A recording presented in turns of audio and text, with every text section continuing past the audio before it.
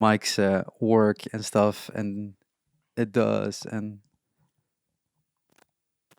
it all One has two to. 1 2. Oh wait, see that there is this problem. Yeah. Ah, 1 2 1 2. yeah, there's a voice.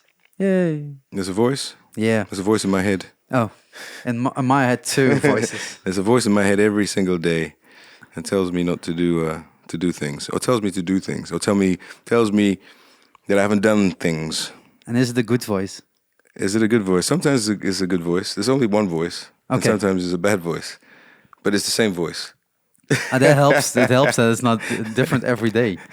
That would be sucky. Yeah, it'd be freaky. Who the hell is this today? I mean, I might need some medication then, probably, Yeah. to subdue the voice. So sound wise is good. Yeah, I'm okay. You okay? I'm good. Yeah. So I'm just waiting on hot water for my tea. are they gonna bring it? I wish. I'm not that rich yet, and I'm not that famous yet to sit here and go, tea, please. Just click my fingers. No, I have to go get it myself, unfortunately. Okay. So I'll be right back. And Yeah. then we rock and roll. Yeah, of course.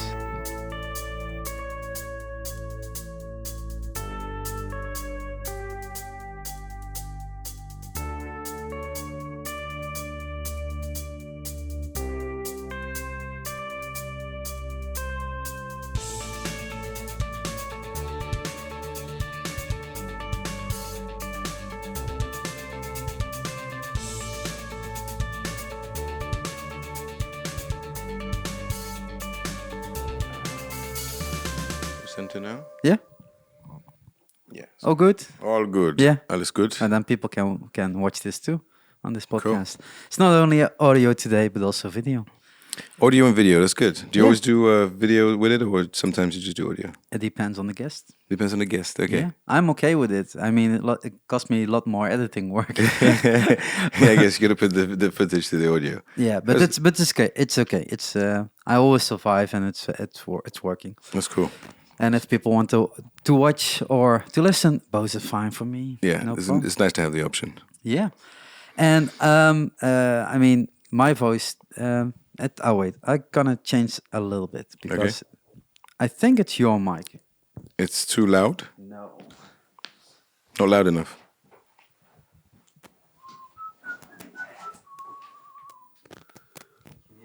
Later.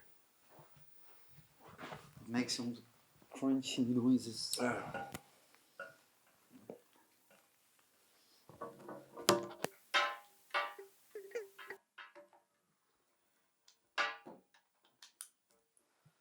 Should be fine now. And otherwise, it will be my mic that is giving the problems. Yeah, No, this is better. much better. Yeah, good. I think so. Yeah, it was the cable. Yeah. No, Okay. you've got some tea. I got some water.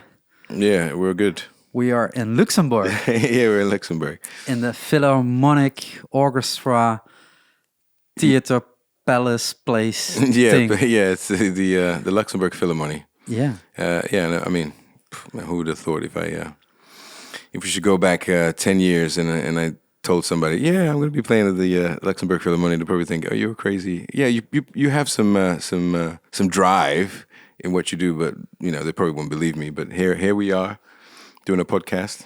Yeah. In the Philharmonic in Luxembourg of all places. Yeah, Yeah. it's pretty cool. You are Myles Sanko.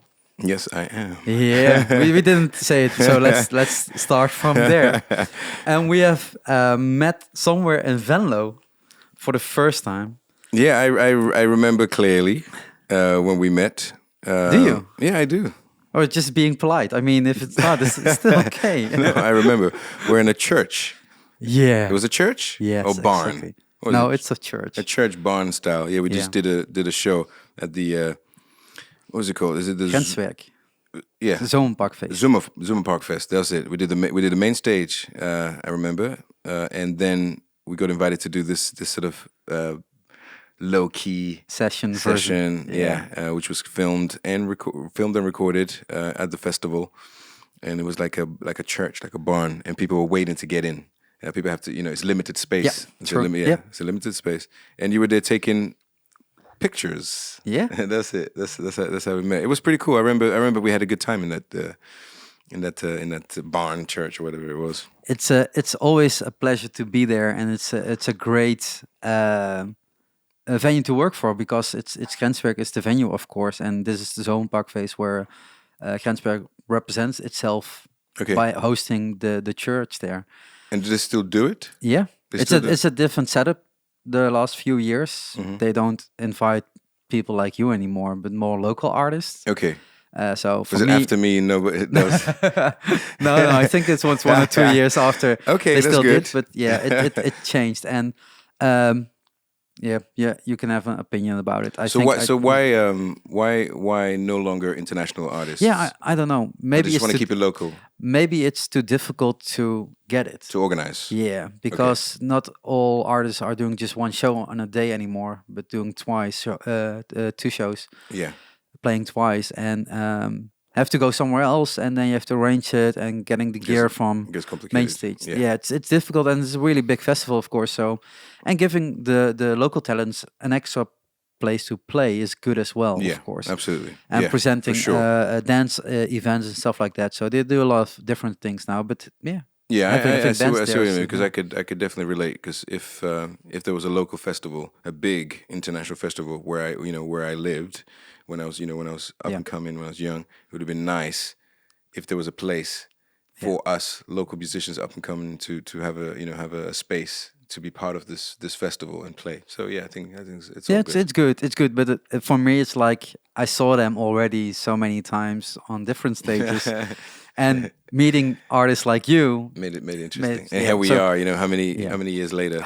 Yeah, it's been a while. 4, 5. No years? more. It has to be more. No, it would be 2014 or 2015. It was- 2014. That's 6 years. 6 years. Yeah, 6 years. So more. Just, it's just a little bit more. It has more in my head.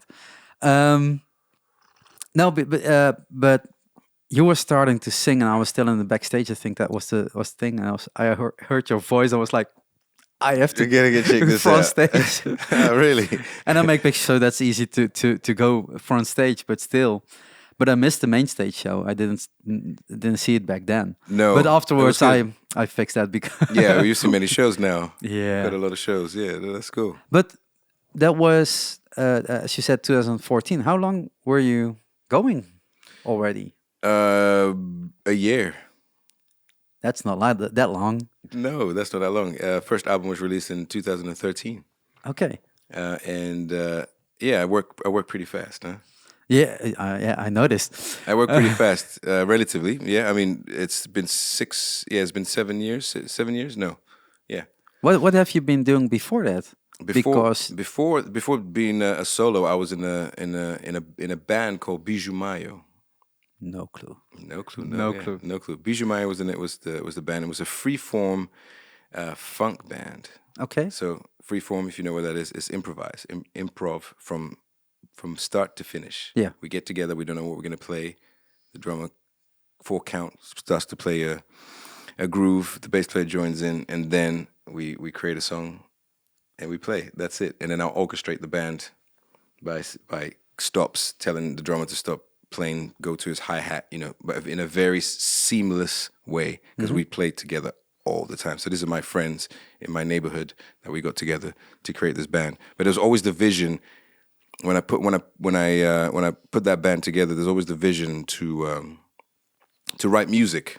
I remember actually the way the band came together is I had some songs. We met up in the living room. I said, okay, these are songs I'd like for you guys to try out with me. We tried it for a little while, and everyone was like, whatever, I'm not feeling it. And then we started jamming, and so I put the lyrics away, and I'm really good at improvising, freestyling. And that's how the band became. So we just started jamming and improvising, and then we went out in the street, busking in the street. That's how we started. Our first performance was in the street, and we did that for a while. And that's how we earned money, by playing in the streets.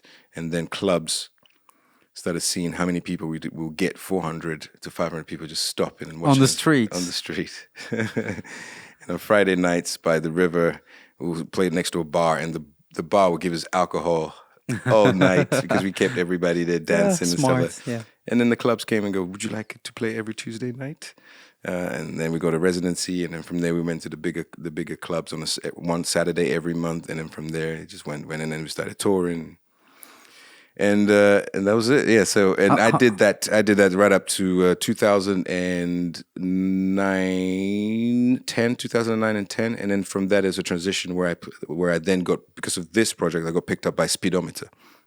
It was a funk band, a retro funk band, international retro funk band. Wanted to do an album. They wanted me to join them. Martha High, backing vocalist from with James Brown, was going to be singing on the album. We're going to go tour with her and everything else. And I'm like, oh my God, this is excited. So I did that, and I did that for 2 years. We toured France, went to Japan. I got a chance to work with Martha High, record with her, find out all the secrets.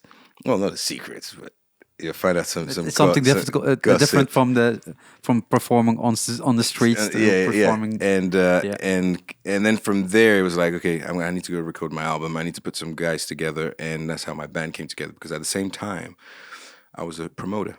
I was promoting jazz locally. I was doing shows every Thursday in the jazz clubs. You are talking about your place where you grew up, where you're playing music on the streets. Where was that? Cambridge. Okay. Yeah, Cambridge in the UK. And you promote those shows there as well. Yeah, I also do. So I'm busy in all kinds of things, music and stuff like that.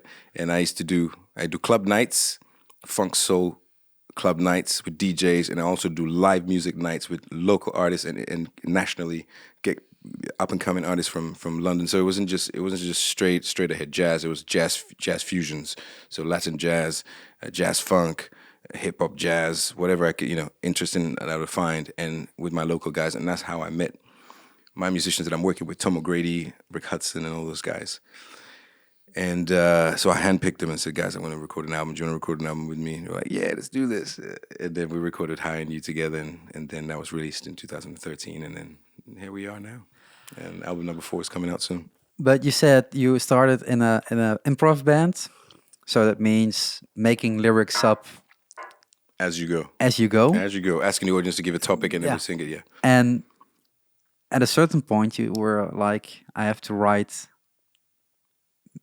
songs that I can perform multiple times. Yeah. How did that came up in your head? Is it like the training you had during those improvs, and then certain things work? And no, it was I always wanted to write songs because you need to write songs, because that's how you record an album, and then things can happen. The reason nothing really happened with Bijamayo was because we had an ethos, and the ethos was improvise, but we didn't have. And I remember something that when we had our residency on Tuesday nights at a club called La Raza. It's a basement jazz club.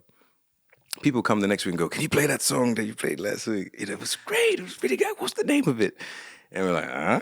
What are you talking about? What was it? What was the topic of the song? No, we were making it up. Like, really? You're making it up? No one really believed us for, like they just came and had a good time. We just feed off the crowd.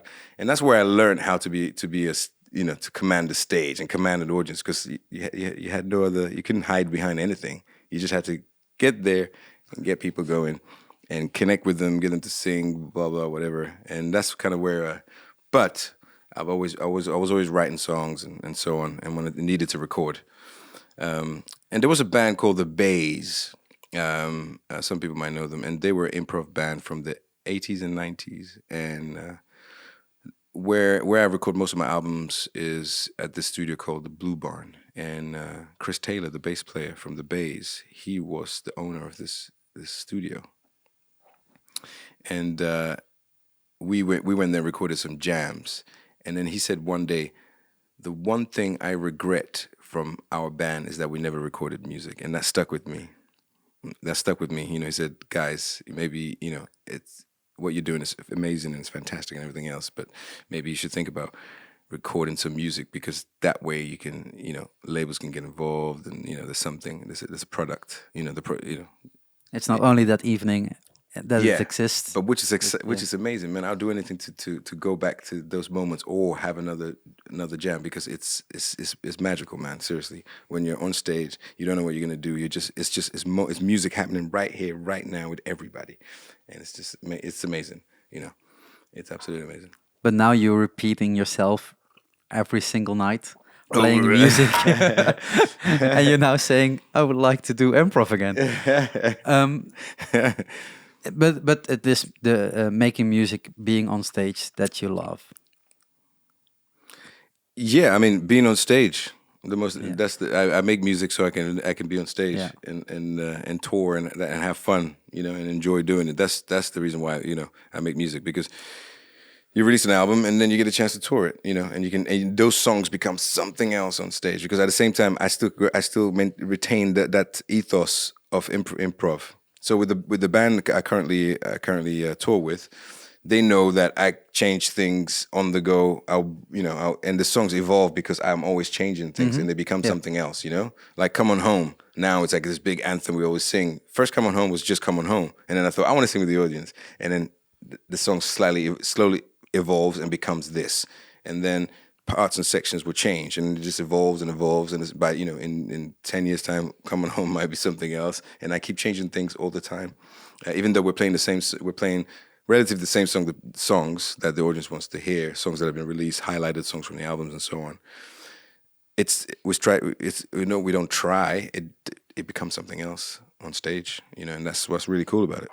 Yeah, I can still listen to the albums when I'm at home, but it gives such a different vibe when you're at the show. On the show. It's yeah, as you said, it's something else. It's not like doing exactly the same what's on the album. It's two different worlds. For me, yeah. it's completely two different worlds. You know, the studio, and then the stage. It's two different worlds, and it's exciting to be on stage. But that's also a thing you learned on the streets, to make contact with people, because otherwise they're not gonna stand still. And they're gonna stand still, and they're not gonna give you a euro or a penny, a pound. I mean, you know, or anything. And even then, I had merchandise. You know, we had T-shirts and stuff. We're selling merchandise. You know, it's you have to hustle. Hustle, man. We were hustling big time. You know, and I paid my rent. You know, by doing that, and it's fantastic. And if you go online and you type in Bijou Mayo, you see videos of us in the street busking. I had a megaphone. I played a percussion djembe while singing at the same time. So I have a megaphone, and that was my microphone. And then I have a djembe, or I'll be playing congas. And yes, it was crazy fusion of jazz, funk, progressive rock type thing. It's crazy. Is that also something that you grew up with, or did it came later? In which sense? When you were a child, did you listen to jazz, fusion? I listened to all kinds of stuff. I listened to all kinds of stuff. Funk, yeah, for sure. Was on the radio. James Brown, reggae, Bob Marley, all kinds of stuff. Yeah, it wasn't necessarily, and then hip hop later in the 90s, and hip hop was kind of where I kind of fell in love with music, and I wanted to be a performer. It was hip hop, and from there I became a rapper, freestyling, and then from freestyling, I then instead of rapping, I sung my freestyles, and that's how I was able to freestyle, you know, lyrically over music, over funk, instead of, you know, the hip hop beats, hip hop beat or something like that. So it was just basically the same thing. I was just just doing it slightly differently. Yeah.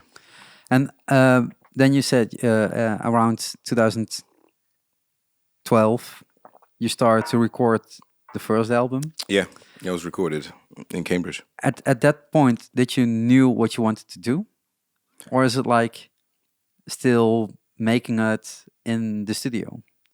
No, I knew what I wanted to do. I knew the band. I knew what I wanted to do, what I wanted to tour, how I'm going to release the music. I'm going to film a studio live version. Wait.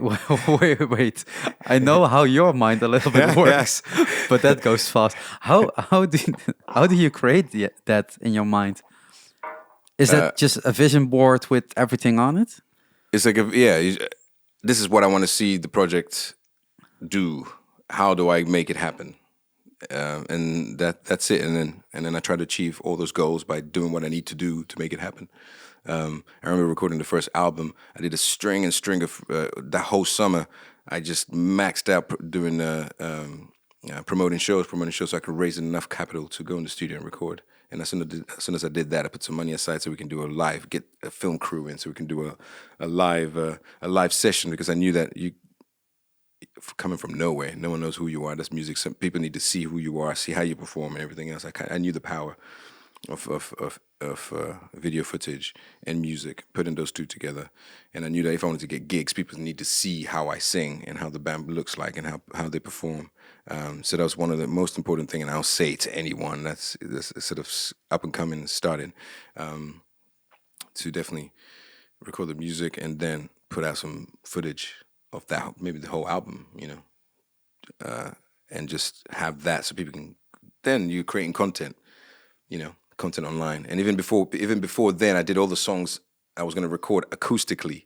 So I did acoustic videos. So I knew that by the time people knew who I was and they went online, there'd be enough material, content, for them to like sink their teeth into and start sharing. Yeah, not only one video, because that's the budget we had. Yeah, so it was like, I use iPhones. I remember putting iPhones down. I got a guitarist, and I did whatever I could just to get enough content. And I did loads of acoustic videos of all most of the songs, and then I got fans that I had, because I had fans from Bijumai. So I created fans from Bijumai. I started getting fans from Speedometer. So I had a fan base already. I created a fan base through the various projects, and they kind of followed me through. And some didn't like what I was doing. Obviously, you can't please everybody, and preferred Bijumayo, freestyle off the cuff. And some continued with me and stayed with me. So and being involved with Speedometer kind of made people listen to me a little bit, because I got a chance to expose to some people within the industry. So I knew I could send this email and say hi, and they will open it, that kind of thing. So whilst I was doing the speedometer thing, I was thinking, once I go solo, who is the people I need to impress and I need to get details for, and so on. So I kind of already collecting those and made a good impression. So I knew that when it came to time that I needed a radio play, or I needed to speak to this booking agent or something like that, they would kind of listen to me and stuff like that. So that kind of helped a little bit, It's really nice to hear that you have thought about literally everything. Well, when I talk to some other bands, it's like, or other artists, they're like, yeah, I have no clue what I have to do, and just we'll see. And after 2 years, the project is dead. No. That's the thing. You have to have a goal. And I have a goal. I had a goal from the first album that I recorded. I want to record 15 albums. 15 albums. It's not a lot, but it's still a lot. I mean, no, that's a lot. That's over 30 years of work. Yeah. Every 2 years, release an album. So I'm kind of on course. I kind of slacked a little bit. I slacked a little bit on just being me because of various things. Yeah, I became a father. I got married. I moved countries, and those things are life-changing things, big, life-changing things. But I'm back on course, and I'll catch up on course. And by 2022, I will have had 1, 4, 5, 6 albums. Yeah. This is so strange. I mean, I love you, man. But this is like this is something that I would love to do.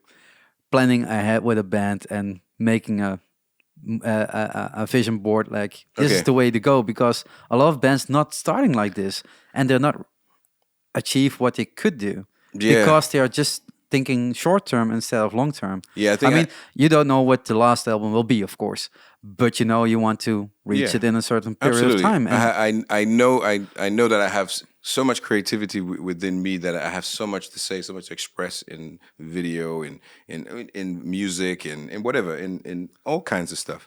And the goal that I have is 15 albums. That's all I can. So forget everything else. All I need to focus on is 15 albums. Whatever happens on the way will happen.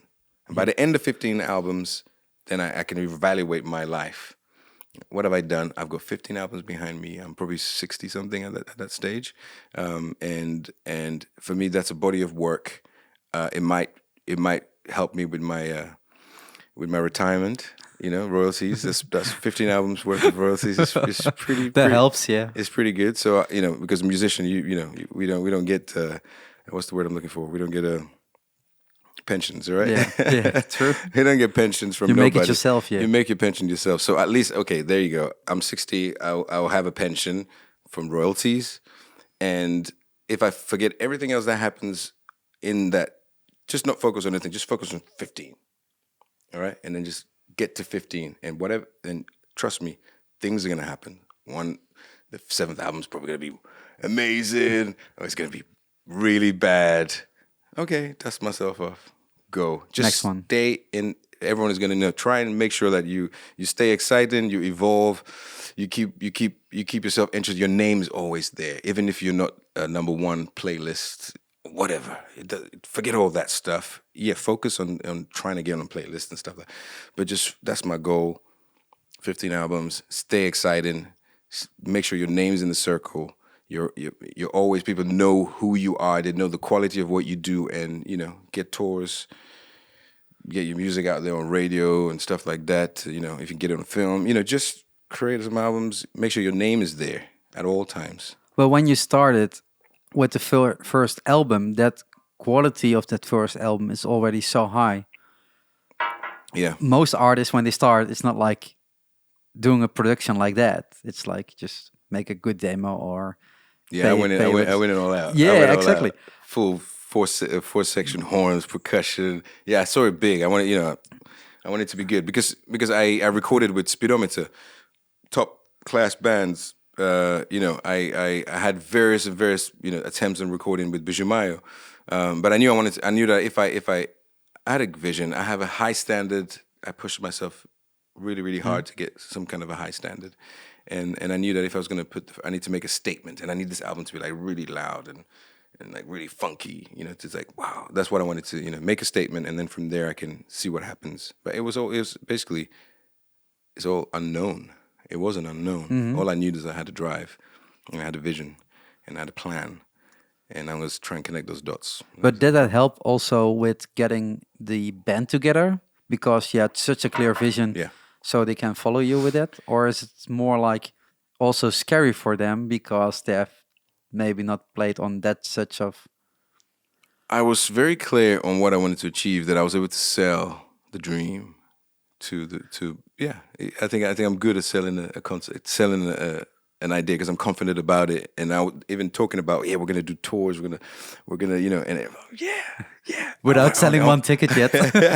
I want to be part of this. I want to be part of this. And the guys respect me for it, because what I said I was going to do, we're doing it. We're delivering. We're delivering. We have our ups and downs and stuff like that, because now we're in the meat machine now. We're churning in there, and you got to have music. You got to release more music, so you have another new tour, and then people expecting this from you, and so on, and everything. And then it's getting bigger and bigger, and a lot more to manage and everything else. But it's a nice roller coaster that's going to continue. In 15 album, we might still all be together, all old guys talking about the fun. Who knows? Who knows? With that first album, then you recorded it. You did it yourself. Yeah. And then, because you had some context, it's just like, call everyone, please help me with this and get it out. Or so what I did. So I pressed CDs, 1,000 copies. I knew there was still power in physicals at that point. I released it digitally on all platforms, and then I recorded a live session of all the songs on the album. Mm-hmm. So that's what I had, and then I released it. I got a press pack together, explain over the album. I paid for PR, to very low budget PR, but just get a kickstart. Get a kickstart to get some stuff out there here and there. This is 2013. It's a different climate, than what we're in now. That's for sure. And then from there, it was sending emails to all from my mailing list. So I've been collecting mailing lists from 2007. I've been collecting mailing, emails. Those days. Yeah. Those days all about emails. So I'm finding so many innovative ways to collect emails. And then I already had like almost 4,000 emails in my mailing list at that point. So yeah, do a little mail out with the freaking first album. With yeah. I mean, most bands are like 4,000. That's 10 albums in before I have 4,000 You know, mailing. I had 3,000, about 3,800 on a mailing list. I was Wow, collecting. yeah. I was collecting, and then also I had a text system. So I created a text system for my promotions. You know, when I used to do promotion locally. Yeah. So I had a text system where I had all numbers databased of all the people that came to shows. So the way you can get on the guest list, you had a number, and so I had all this data. Yeah. Then it wasn't kind of seen as data, but it was basically that kind of data, and I could send I could send a text to a whole 1,000 people saying, guys, finally I got this album out. So that kind of gave it a push locally. And then what did we do, man? We from there we're doing little shows. So then I knew I had to get into London and do shows in London and at least get a residency in London somewhere where I'm playing every Friday or every other Friday. Oh, that's a great start. Yeah. Yeah. So we managed to get that. And then whilst I was doing this, I was collaborating with some other artists as well. So while I was doing the collaboration, I met some other people. When I went to Japan, I met some record label people from the other, so I had the album released in Japan. People picked it up. I got a distributor from a friend that took some of the CDs and distributed the CDs. It was low budget, man, but it was moving. And then from there, Have the ball rolling. yeah. From there, the music went to the right. People found it exciting, and then I had reviews and so on. I even faked some reviews. I know it's gotta be done. It's a start. I'm not gonna say. At this stage, nobody knows who the hell you are, but sometimes it kind of helps and stuff. So I'm a hustler. I'm a hustler, baby, and I want you to know. So yeah. But it worked out. I mean, we have talked about this before, but you also just said it. When the album came out, you already started with the next one. It's like keep it going. Yeah, I already had 2 albums written already. Yeah. Before I recorded the first one. So straight away, 2013, I released the first one, and in 2014, I released the second insane. one already. Yeah. And then straight away, by then, I got enough attention with the first one and met enough people that people were already saying, "Oh, I know a really good label that you need to get in touch with if you're going to release the next one, and they might be interested in it." And then from there, the next one was out, and already I was sending links to labels for licensing. And then I had a label that was interested, and that's it. Are they happy if you're done with everything already?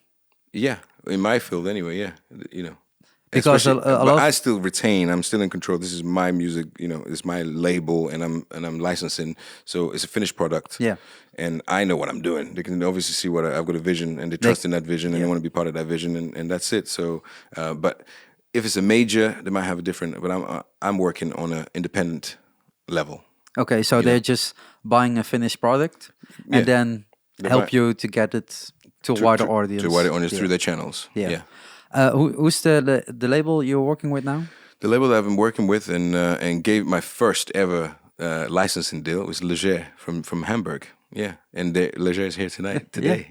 Yeah. And also I licensed my third album, Just Being Me, and now we're in talks to license the fourth one. So yeah, I mean it's a family. You grow close and you understand each other's, and that's how it works. Right?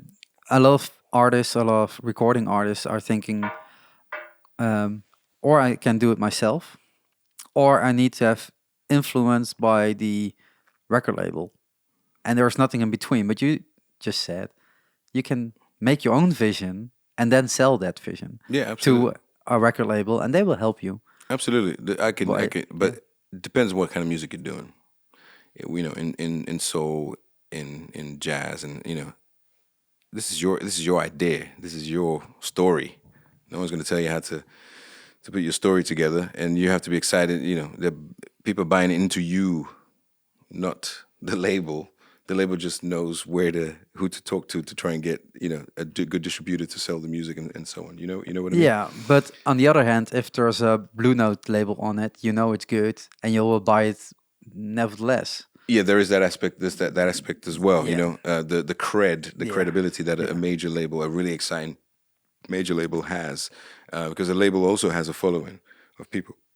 These days, Excuse yeah, me. yeah. Yeah, that has a following, and you know, an artist, and they handpick very precisely which artist they're going to release, because it is in line with their ethos and what they do, their sound, and everything else. So yeah, there is that side of things, but yeah, you create your product, and the label is going to help you distribute it, market it. But that also means that you have to finance everything Yeah, from beginning to to end. yeah, absolutely. Is that a big step to make in your mind? Because a lot of people are just worried about, can I get my 10,000 euros back? Forget your 10,000 Yeah. euros. Yeah. You're not going to see it. Yeah. You're not going to see it for years. Yeah. You won't see anything. Just, just it's an investment. You know, That's that retirement plan for in 30 years. so that's a short-term goal. I've got my investment a long time ago. You know, but I didn't get it in the first year or the first 2 years. I've got it now. I've got more. You know, Yeah, of course, and I'm gonna, so, and now to release an album, to produce an album, it's a lot of money. You know, it's a lot of money. Your minimum 10 grand to do, on a high level and stuff like that, and that's a lot of money to put forward. But now it's like, okay, I know I need to do it. There's no questions about it. I've got to do it. I've got to find the money, and I make sure I put that money aside. So you go to your first album. You're going to do some shows. You pay yourself out of that. You put a little bit aside. You pay your shows, you pay your musicians, you put a little bit aside. You pay your musicians, you put a little aside. And you're already planning for the next one. And by the time the year and a half, the excitement dies down a little bit, you've already got the budget, you've already written some of the songs to then release. But then I'll say, if your album's gonna cost 10 grand to make, put another 10 grand aside for PR. Because yeah. Yeah, it's There's so no, true. There's no yeah. point. There's no point putting in. There is no point. It's like, okay, I give a prime example. Forget music. I've created the most amazing car in the world. Like it's a Tesla. All right, it's gonna change. It's gonna change the course of history. All right, and I'm Elon Musk, and I've got this Tesla sitting in my garage. All right, and then I open the garage door so that when people walking by, they can see the car is for sale. How long did you think it's gonna take for you to sell that car? Never. Probably never. Never, yeah. People are gonna walk by and go, "Oh, it's a garage door. What is that?" You know. Yeah. You know what I mean? So the only way he can let people know that he's got this amazing product is by having some PR.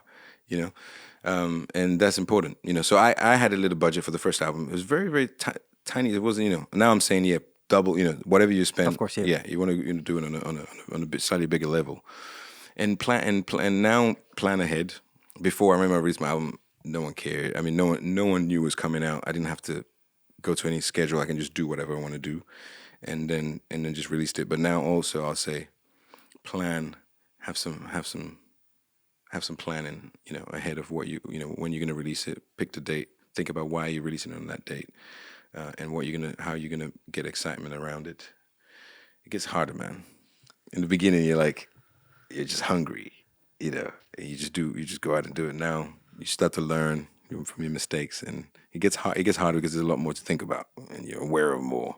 Yeah, if you know what I mean. But that's having that first vision, and then you react on that one, and course correct where it's needed, and yeah. So of course, you learn from mistakes, but you get more data for yourself to know how to fix it for the next time. Yeah, true. And especially if you have that long of vision in the future, then you know what's the next step you need to do. From playing smaller festivals, from smaller venues, you made a step to bigger rooms. Yeah. We went to some really nice venue and an orchestra venue as well. I don't remember where it was. Somewhere in Germany.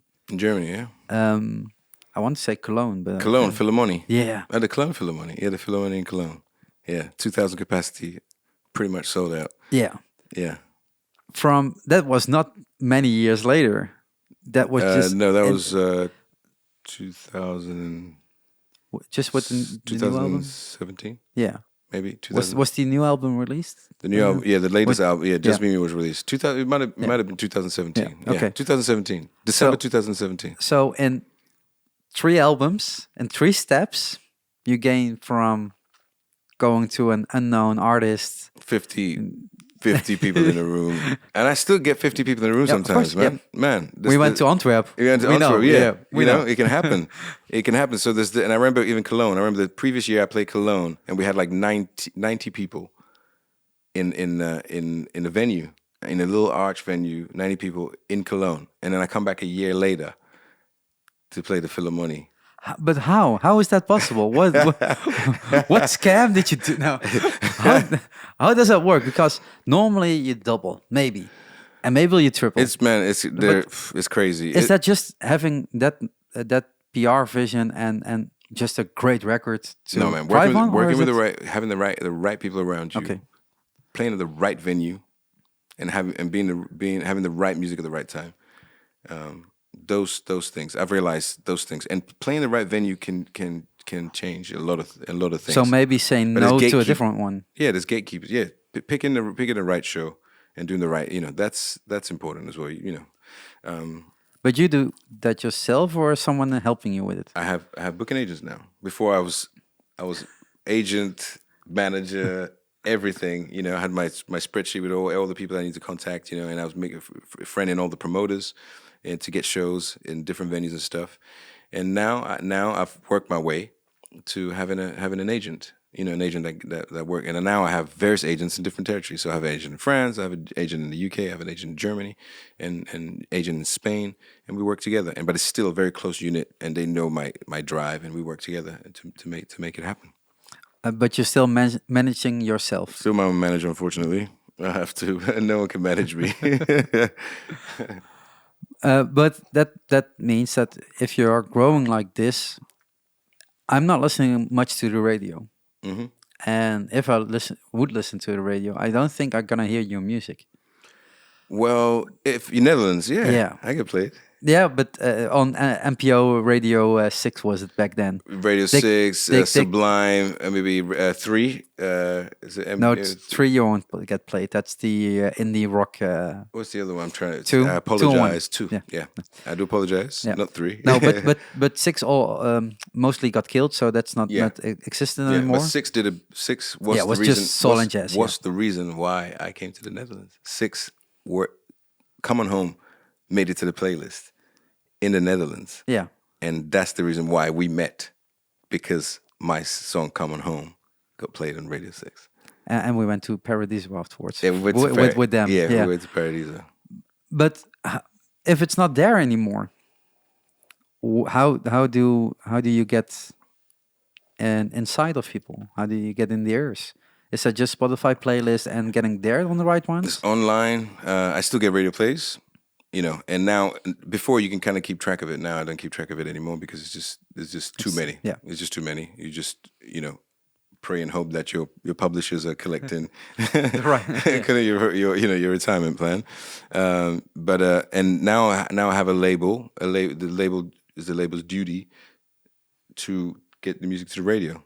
So and then I got a label in the Netherlands.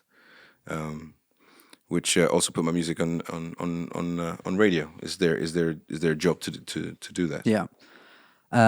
But getting the attention of people, it's difficult. I mean, 7 years ago was different to now, and you'll still get new people in, even today. I mean, today is also 2,000 capacity. Today, it's sold out. It's sold out. Yeah. So new people are coming, and they have to hear somewhere from you. Yeah. It's online radio. Yeah. Radio. People still listen to radio, but playlists online. And now I should find a way to track those things a bit more, but it's difficult now. There are ways to try and track those things, but it's hard to track those things. And you can see how many plays you get a month. Your monthly plays on Spotify. Spotify is now like the radio. People play, people put it on the right kind of playlists that people listen to, and they'll hear your music, and then they'll come to it. And also, it's working with the right people. Working with the right people, who, playing the right venue, will oh wow, you're playing this venue. This artist looks exciting. So at the same time, you have the touring side of things, and you play the right venue. You can then be introduced to a huge audience because you play the right venue. They respect the venue. They buy tickets regardless. Yeah. Not regardless. They buy tickets because the venue's put on this artist, and then they go check out the artist and like, oh, I gotta get a ticket. I gotta get a ticket and go see this concert. And then there you go. You got a new fan. But that's also the difference between a hall like today and playing a club. Yeah. The club normally has a lot of younger people. Yeah. And venues like this are normally, I don't know what's happened tonight, Older. More gray hairs in the seats. My audience is gray hairs anyway, so 35 to 65. That's my demographic. It peaks around 40. That's my demographic. I like this, that you know those things. You have to know those things. Yeah, but a lot of bands don't. They just just look on Facebook. Yeah, I know. That's one place you can see. You can see.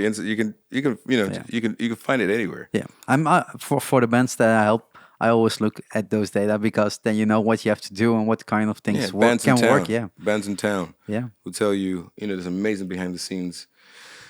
Insights. Yeah. You can, where requests are. You can see pockets of where the fans are, and then you can plan your tour around where you need to go.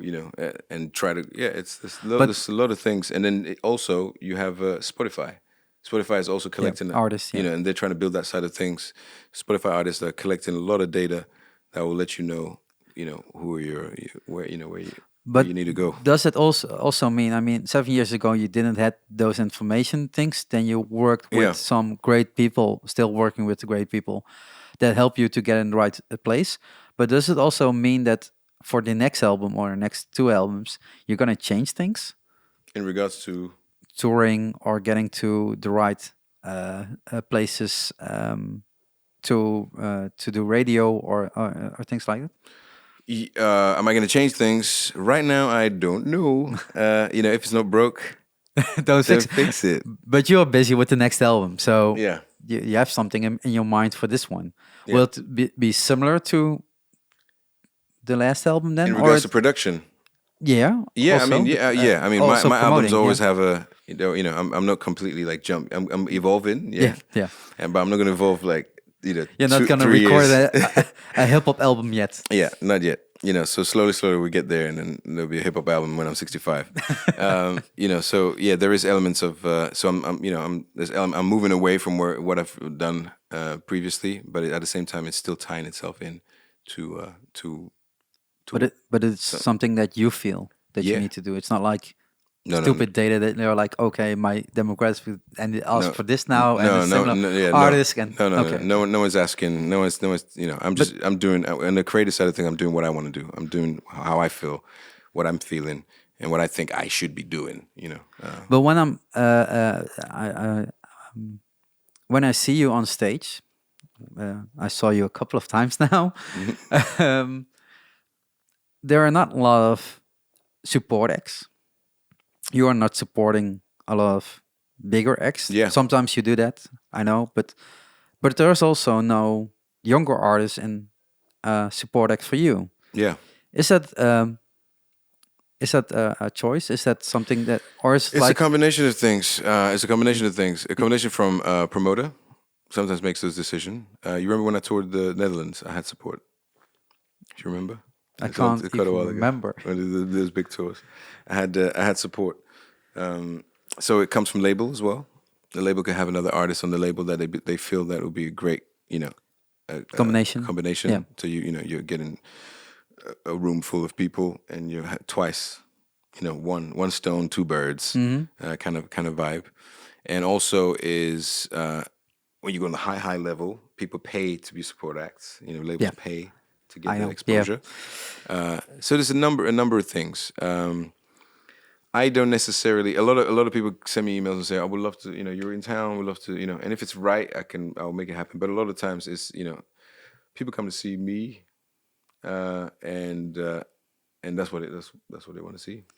You know, and also it's how much time do you have on stage? We don't do like an hour, or we do a big show, so we're Yeah. already filling up the whole space. You know, and having the support sometimes can complicate backline, make things. You know, so it's a whole bunch of number of things. But for the upcoming album, I guess you want to make a next step. Mm. Does that mean that you have to be in that spot again? To try and To make it- to supports, Yeah. to do supports with other artists, Yeah. with bigger artists. Yeah, I mean, I remember Germany came together quite nicely for me, and that's the reason why I'm working with a really good booker, is because I did support with Greg Porter. Yeah. You know, and Gregory allowed me to do 6 shows with him. He's the top at this moment in this genre. Yeah. There's nobody above him. Kinda. Data. Yeah. Data says different. Yeah, of course. But, you know, there but are. shows wise, it's like You know. he plays the biggest rooms there Yeah. are. Yeah. So you know, when it comes to pulling in an audience, he's still there pulling quite a lot of audiences, and that was a great opportunity because I got introduced to his fans. Yeah. And still to today, those fans are still my fans. You know, and so on. So that was a great opportunity. Whether with the next album I'll get the chance, but that came through my label. You know. Okay. So it all depends really, and label is, if you know you're working with a label is responsible to try to do those things, to try and Get you in the right slot. get you in the right slot, you know, and a right marriage with the right artist that you can then get exposed to a wider audience. Yeah. But making it to a next step from 2000, the next capacity is like a big step. It's not like small. Yeah, there's there's a big gap. Yeah, it's not there's a 2,500 and that's it. It's just like 4 or 6 Yeah, or even more. yeah. There are not many venues that go above 2,000 really. If you think about it, after that you had to do 3 6? nights. Yeah. You know. Yeah. In the same venue. But do you want that? Is that something in your? Oh man, yeah. I mean, I am a recluse. I'll tell you that. I don't want to be bothered. Is a too. what? I'm a recluse. You know. I'm. You know. You see me on stage, and I'm like Yeah, I'm like a flamenco. You know, a peacock, and this is where I come alive. But when you know, I want to get the exposure. I want to get my music out to as many people as possible. But at the same time, I don't want it to be crazy. Okay. I want to be able to walk down the street. So and no just- 20,000 rooms. if it happens, it happens, and I'll do my best with it. You know, but at the same time, I just want to enjoy what I'm doing. You know, and I want to keep it But controlled. it would look good on a tour poster if you sold out 3 times in a row. Yeah, I mean in one in stage. one stage. That's Yeah. great. Absolutely, that'd be amazing. You know, that's a nice achievement. You know, and if you achieve that, great. You know, but like I said, I've got how many years to try and do all these things? Yeah, still 26 to go, something like that. Yeah. So slowly but surely, it will happen. Yeah. Yeah. We will see. No, I really love that you have such a vision and that you are looking forward to opportunities that you create for yourself. It's like it's not that, of course, other people help you, but you are the one that opened the door and opens the door for the next step. Definitely the driving force. Yeah. I'm definitely driving when- things forward. Let me get back one more time to the past. When you decided to be a solo recording artist, was that also the moment that you said it has to be my name on it? Because Yeah. Okay. That was a decision that I made. I made that decision because it allows me the full, complete creative control. I don't want to be discussing anything with anybody. This is what I want to do. And Does the band help you to do what? to make arrangements? So it's The band comes and play. Their job is to come and play. okay. And that's it. Okay. The music side of things, that's what the band deals with, you know. Yeah, they will figure it out on stage, and that's it. Yeah, you know, that's it. But that means so it's that- not a group. No, but is No, that it's not a something you hear that more often in jazz and soul than you hear that in the rock or the indie vibe. That most of the times is a band thing. Yeah, a band thing is it's all good for me. The reason why I made that decision, clearly because I was in a band before, and I knew the pitfalls of being in a band, and Yeah. I didn't want to be in that situation ever again because I'm such a control freak. I'll give you that. I'll Yeah, say that. And I I know know. that about myself now. I'm a control freak, so I know that about myself, and I need to be in control of what I'm doing. And the way I can be in control of what I'm doing is by going under my own name. And this is it. Everything else can change around me, but I still stay the same. Yeah. You know. And with the upcoming next album, let's say it will be next year, something like that. Maybe this year. This year. No. Oh man, you're working so hard. It's already ready. Oh, it's January. It's the it's beginning. already done. Oh, okay. That means that the upcoming time will be hard working again. It's Yeah. not just touring and relax. It's just like No, doing no. everything together again. Yeah. Promoting, Promote, touring, yeah. touring. Yeah. So music videos. Yeah. So first you let me break it down. So first mix, master, send to whoever needs to listen to it. Get them excited about it. You are in this stage now. Yeah. Okay, Stage. yeah. Send it to whoever. Get them excited about it. And then the next stage is photo shoot. But whilst you send it off, Yeah, of you course. go and Yeah. do your photo shoot. So I know what the album cover is Yeah. going to look like. I know exactly what I want to do. Exactly. So that's already that's a vision that I already had Yeah. before I Yeah, of hit course. the first note to compose to record the album, and that can change as well with throughout the year whilst I'm finishing the album. So I always have working titles. I have 3 titles for the album, and when the day comes, it will feel right. It will either be a title of one of the songs in there that get the album done. So I design all my album covers. I do all that stuff because I'm a designer. So I'll sit down. I'll work with the photographer, and then I'll sit down and look at how do I want to present the album, the inlay, all the liner notes, everything. Who do I want to thank? Everything else, and all that kind of stuff. And then once that's done, I have a package, and then as soon as whoever says, "Yeah, we love this," this is what the album cover looks like. Wow, we like it. It's really cool. I like the concept. Now I can see the visual side of it. Okay, and then they'll probably say, "What's the top 5 tracks that we can really sell this album with?" And then I already know Which 5? which 5, and which is the one. Hopefully, the person that I'm going to be collaborating with says the same thing. And if he says the same thing, then we're on the same page. Yeah. And then straight away, I'll go and film. So I film my own music videos, as you know. Mm-hmm. I edit them, direct them, everything. So I know what I want to do. I already know what the music video is going to be like. And it can relate to any of the top 5s. Okay. So I'm free. Okay. Creatively it's open ended.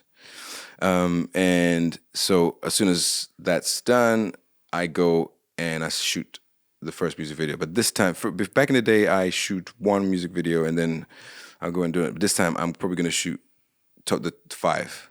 Bam, bam, bam, bam, bam, bam. I'll do the 5 all in one, probably in one go. So I'll pick a session and try and get them all done. So I have all the material ready. I'm not running around, And then we'll pick a release date of when the music is released, and then label gets in now and starts to work on speaking to who's the PR team that we're going to get around in different territories and so on. And I might even license in different territories. So I'll be speaking to 4 different record labels at the same time to try and coordinate them to release at the same time, and who's going to do the pressing of the vinyl, if it's going to be a vinyl, if it's going to be CD and everything else and so on.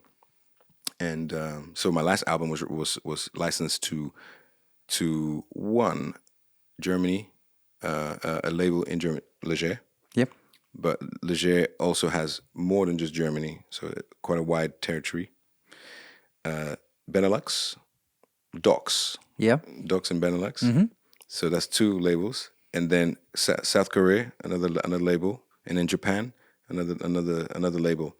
So there was four labels that had to coordinate that I'm licensed my music to, if you see what I mean. And I could retain some of the other territories if I choose to, and just give some territories, depending on how much work I want to do. So I could say US is out off the cards. I'm gonna self-release in coordination on the same date as everybody else. That can be a bit of work. It could work quite well on an independent level, because having one label that represents you worldwide makes things easy, because everything comes out as impact. All right. But then if there's no one in Spain to represent you, and there's a label that's in Germany, has nothing to do with Spain, who's doing the groundwork for you in Spain? If you're with a major, they've got Everywhere, offices. someone, yeah. And if you're lucky, everyone's going to be excited about the album, and they're going to really, really push it all at the same time. But then if you have a label independent label in Spain, one in Germany, first have a plan. This year I want to be big in France. Hometown now. Yeah, I want to be big. I want to be big in France this year. I want to be big. I want to continue to be big in Germany. I want to continue to be big in Holland. And then what's the other territory that I need to focus on? The States. So that's my focus. Forget everything else, because you can't do everything. And then you can focus and try and get a label in the US independent label in the US that's gonna release your album. And then you can focus on France and put your resources, more focus. And I want the UK to pick up a bit more, and then put your resources. So you just pick, have a focus and work on it. And then you get loads of fans in those territories, and then you can probably move on to other territories if you choose to. So yeah. A lot of bands are just like, I want to be on the major and release it everywhere, and then notice that that's not how it works. And what you're saying in your plan is like, that focus gives me way more opportunities in the long run instead of short run, one time excitement. Yeah. That's my, it's not like, that's how I think and how I do things, and I've been focusing on different territories all these years and growing those territories. Spain, I focus on Spain. I'll do it to Barcelona and do 2,000 easy, that's not a problem, because I worked on Spain. I get the right people, and I worked on it. Germany, I've been working on Germany, and last 2 years I worked on France for years. First album, second album. I had a meeting with Universal Records for my second album in Paris, and we sat on the table with Forever Dreaming, and it didn't go the right way because they wanted worldwide, and I already released in different territories already. Yeah. So they said, all right, next album we'll talk and whatever. And I'm like, but you don't want that. I missed France. You don't want to have it worldwide released on one name. So if a major could handle it. A major could handle it for sure. An independent label could possibly handle it, depending on what kind of connections they have in the various territories. You need to know what label. You need to know what they can do for you. What they can do. Yeah. It's all about connections, man. Yeah. It's about that label. Which territories do they have connections in? Because once you give that label is gonna want to maximize their profit. Of course. And they're gonna maximize the profits first of all with their connections. So if that label has good connections in this country and that country, that this is what you're gonna get. If you get anything plus, if you get anything more, it's a plus. Yeah. It's a plus. Or you can self-release. There's nothing wrong with self-releasing. I self-released to start with, and I'll still do self-release now. If I'm not really feeling what the labels want to do when they want to release, and I think I need to release now, I'll happily self-release. And I'll self-release and get a really good distributor. Because when it comes to the aggregating and physicals, it's still in our genre. Those are still strong. A really good aggregator will be able to get your music on Spotify, highlight on Deezer, and all that kind of stuff, because that's important. So you don't need a label. And then what you do is you focus. You do your 4-country plan, and you find a PR in those 4 countries, and you pay them whatever you got to pay them ahead of time. And let them do the PR, and then make sure you have your booking agents. Of course, yeah. Make sure you have your booking agents standby. And this is the country. This is where we're going to tour, and we need to have PR around those tours. Boom, do it. Nothing wrong with it. Wow. And everyone do their job. And it's work. Yeah. When are you gonna relax and breathe and do the other things? I mean, I think about that all the time. Yeah, I mean, in between you find time, but I do think about it. I got to spend. I could try and do some more quality things because I'm is striving to achieve, to do better and achieve things and so on. And you always there's always a deadline and a goal that you're trying to achieve, and it does interfere with your everyday life. But if it's what you do and what you love doing, and what you want to achieve, then who else better to do it, to go and achieve it than yourself? Not always people are going to do things for you. You got to prove that you're able to do it for something, and then people take you seriously maybe at that point, and then maybe people can get involved and then help take that load, off you. But at this stage, there's no way I can relax right now because I'm not where I need to be exactly yet. I'm still working on a tightrope. I can easily fall. Easily, and then my 15 plan goal will be hampered a little bit, but I'll still keep going. But does it? It's one of the questions I sometimes ask to artists. Can you handle that? Is it not like too hard in your mind and too physical hard to keep running for this long? I mean, at a certain point, you need to relax. Yeah, and when you know me. Hopefully, you know when to relax. But it's a challenge. Yeah, it's definitely a challenge, and I catch myself thinking, "Damn, I need to, I could take a month with the family and just do something really, really cool." And I'll do it. I'll do it next month. I'll do it next year. Next year, once the next album's out, I'll do it next year. Next year comes, and you do the next one, and so on. I'm still young, man. There's loads of time. That's true. There's loads of time. But now let's get that. As soon as I have a really solid foundation, then I could probably relax a little bit. Because at least that's done. Yeah. So. I hope you will find that balance one day. yeah. Because I think you will keep running for. You think, at least. You're getting to know me now, man. 12 more albums. No. It's a. I mean, I really appreciate you and I love you for what you're doing, and your music is awesome. And also asking me to be a photographer at different venues and different locations. I mean, Luxemburg today. I mean, I really like that, and it's like so much appreciation from you to me and to the other guys to work together and make things happen every time on different levels. I mean, you do your music. I have nothing to do with that, but no, for sure. For sure. I like creating a family. Yeah. I think, I didn't have a decent family. So growing up. So I guess what I'm trying to make up for, whatever's lost is to create some kind of a family, and people that would get to know who I am, my temperament and stuff, and are willing to work with me, and at the same time I could try to get to know them and so on. And like Theo's doing my filming for me. Theo's a friend of mine, and he's part of Bijou Mayo. He's playing saxophone with me on the street. That's how it works. And now he's gone off and he's got his own filming company and stuff. It's like, so we're working together. So it's all connected. And my guys, you show me, I give you my trust, you give me your trust, and that's it really. It's amazing to hear your story and that you wanted to share it in this podcast. Well, I didn't want to. He made me do it. That's true. No, it's all good. I asked for years. I just hope that voice, I'm not wasting it too much. No, I'm going to be croaky. You will figure it out for tonight. I'm sure I will. I always do. Thank you very much. Oh, good, man. Thank you for your time. It was fun. It's kind of nice, going back and rethinking, because sometimes you move forward and you're always focused on the future, but I guess reflection is always always a good thing as well. And I hope, and that is also one part of the reason why I started this podcast, is to share knowledge, because a lot of artists keep it for themselves, or a lot of agencies keep it for themselves, while young artists have no clue where to start, how to start, or know that it's so hard, because it is hard to get forward. I mean, you have to work a lot. It's not like just record an album and then things will happen. You have to work for it yourself. Yeah, you need some naivety. You need to be a little bit naive anyway.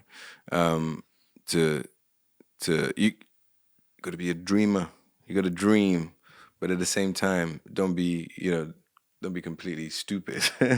No, you have to be a little bit realistic. Yeah, you definitely have to be realistic. That's for sure. You have to create a dream, have a dream about where you want to be.